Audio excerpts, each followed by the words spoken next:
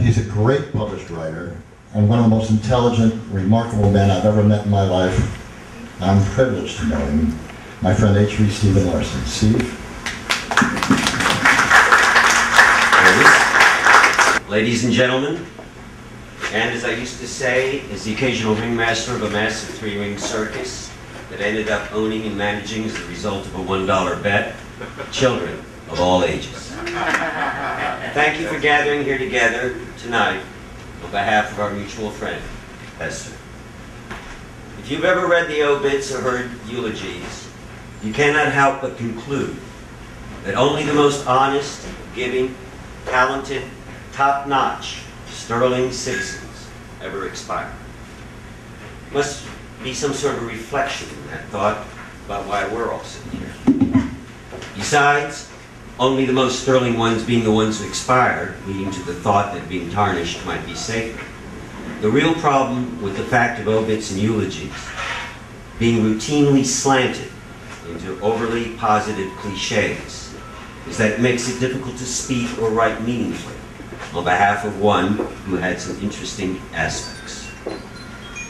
Although I've known Curtis since we both served in the South during the Civil War, I in the siege of Atlanta and Curtis in Acapulco, Sharon and I only knew Hester for the better part of a decade. My friend, Frank Zappa, who is also no longer extant, once asked an auditioner, "What can you do that's fantastic?" One evening, not that long ago, after the four of us had gone out to dinner, and we were gathered around the living room having a good conversation, Curtis gave me a bottle of cognac, one of my absolutely favorite drinks, the others being the ones that also contain alcohol. Curtis, Hester, and Sharon were drinking wine, something I avoid so as not to deprive the French. As the evening progressed, I began ranking Curtis, started by something no longer remembered or important. Hester was silent, staring at the table while looking a bit grim. Noticing this, and on a whim, I handed her the following, a photostat of the first thing I had, when barely out of my teens, published in a major international magazine. Milk, the wondrous fluid manufactured by the females of the mammalian family for their young, contains a high-energy substance known as lactose, or milk sugar. An interesting fact is that the higher the intelligence of a particular species, the larger the percentage of lactose in the milk. A female rabbit gives her young a solution containing 6% lactose. The milk of a cow contains approximately 36%, while from Homo sapiens the figure stands at 56%. Now, what would be the effect upon the intelligence of cattle if an isolated group were raised on the milk of humans? After several generations, would there be a rise in cow IQ? What has happened to the recent generations of humans who, through mass marketing and pasteurization, have been bred on cow's milk? Can we blame it all on rock and roll?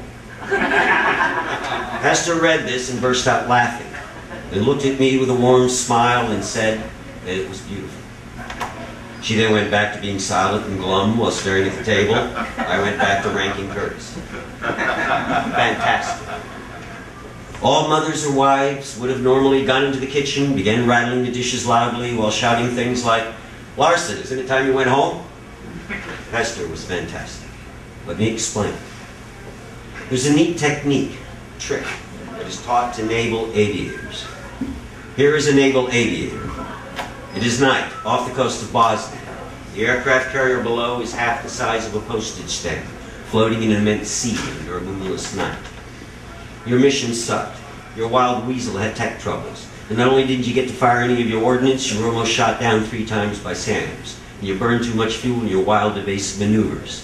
And now you got to land this 30-ton brick that falls out of the sky below 200 miles per hour and that costs $50 million. And that is still loaded with the equivalent live ordnance of 40 World War II B-17 bombers. Hey, you can't dump unspents when a single smart bomb costs $500,000. There were 4,000 innocent people on that tiny aircraft carrier somewhere down there in the night. And, oh, holy crap, your engine just flamed out. And just this very week, you found out that your wife is sleeping with your best stateside buddy. Your daughter, who was supposed to graduate Vassar next month, is pregnant and just ran off with one of the school's custodians. Your teenage son has been arrested for having 20 kilos of cocaine under his bed. And your senile imbecile of a neighbor ran over your beloved old dog. Now where's that damn carrier?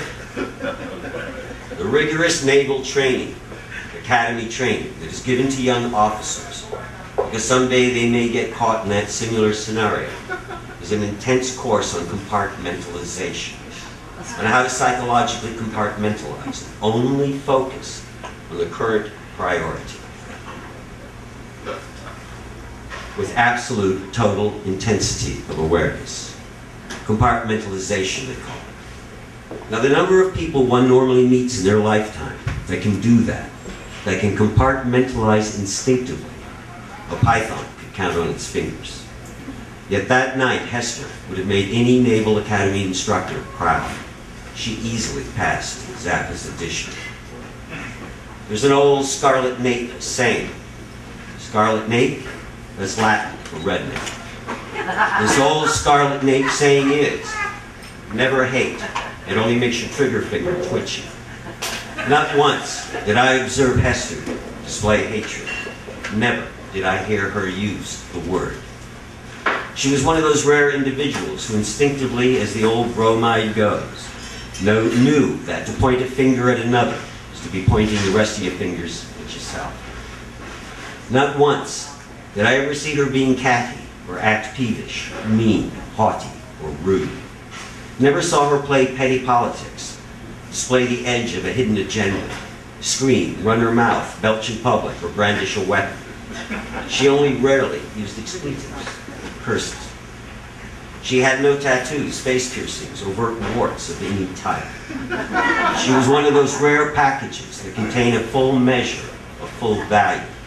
That is the ideal of what it purports to be. That is worth 100 points, real ones.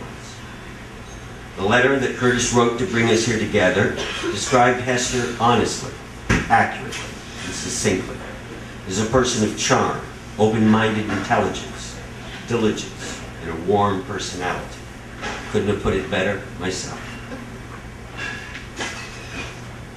In this mean, nasty little world we inhabit, in which doctors charge walk-on water prices, when the majority of them can't even swim, where the most vitriolic Mexican curse is, may your life be filled with lawyers, where the tradesmen are smugly satisfied with their compassionless incompetence, thanks Churchill, where P.T. Barnum's never give a sucker an even break has become the mantra of our advertisers, where our legal system is little more than money grubbing at the pig trough, where our artists, musicians, and writers are furiously copying one another while desperately seeking the quick gimmick that will cash them in, instead of creating meaningful art, music, and literature.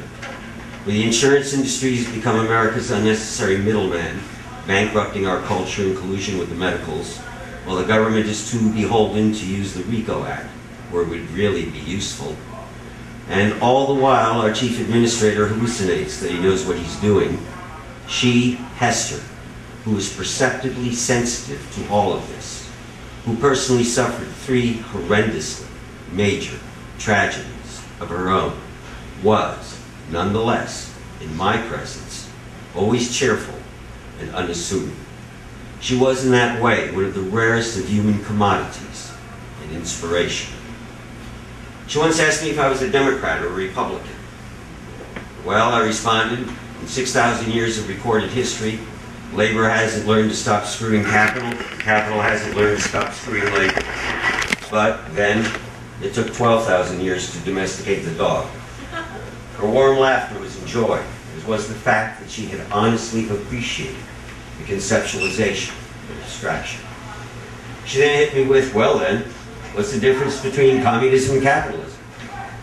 Damn, what a neat repartee.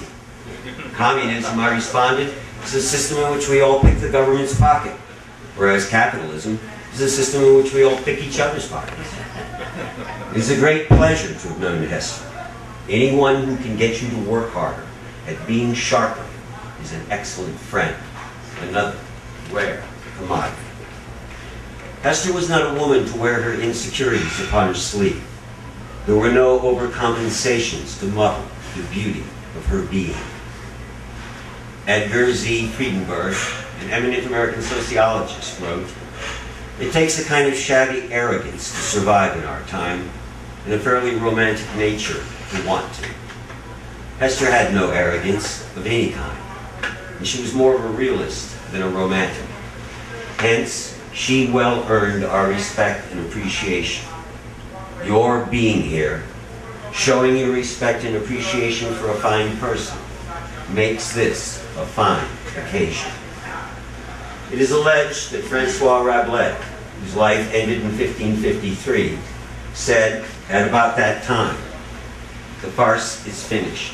Bring down the curtain. I go to seek a vast perhaps." One can only hope that somewhere, out there in that vast perhaps, there is something good for Hester. She deserves it. Yeah.